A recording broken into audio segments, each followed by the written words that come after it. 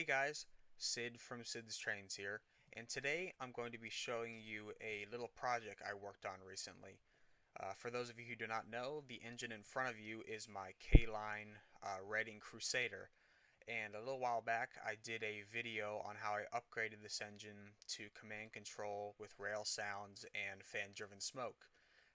The link to that is in the top right corner right now.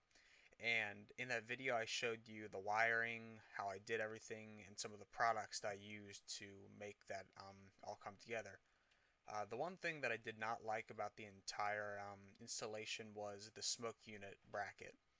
The smoke unit was mounted in the shell with a really kind of crude looking bracket that I made, and I just didn't like how it was. Here's a picture of it right now, and it just did not look very good. As you can see, it's just a really crude looking piece of brass that I cut and drilled some holes in to mount the smoke unit to the shell, and that's just not how I wanted it to really be.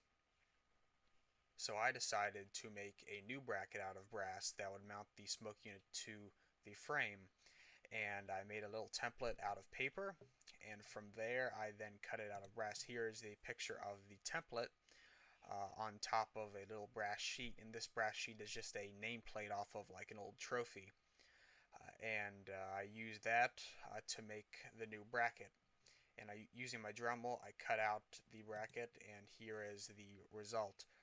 You may be wondering why the bracket looks kind of oversized from the template. I did that just to make sure I had enough material in case I needed to shift things one way or just extend things. Plus, when you bend things, things will not turn out the way you were expecting. So I just wanted to have enough material in case there were any issues as I started doing this.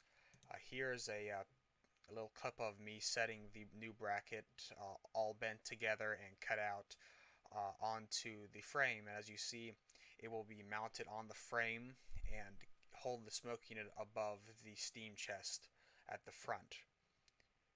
Here is another picture with a bolt and nut going through the chassis and holding the new bracket to the frame. And as you see, the smoke unit is also mounted onto the bracket now, and it is held on with just two screws from the bottom and holds the smoke unit in place. Here's a side view picture, and if you're wondering how did you align the smoke unit to have it go straight out the stack, if you can see at the bottom right corner, there is a big hole in the chassis, and that hole is directly in line with the stack hole in the shell. So I just aligned the smoke unit with that hole, and that's how I got it to be in line. To extend the stack from the smoke unit itself up to the shell, I used a little brass fitting that I had, and I soldered that onto the top of the smoke unit, and that extends the stack. If you're wondering, in the picture the wires are still exposed. I did fix that before I put the engine back together to make sure that there were no issues with anything shorting out or anything. So if you were wondering about that, I did fix that.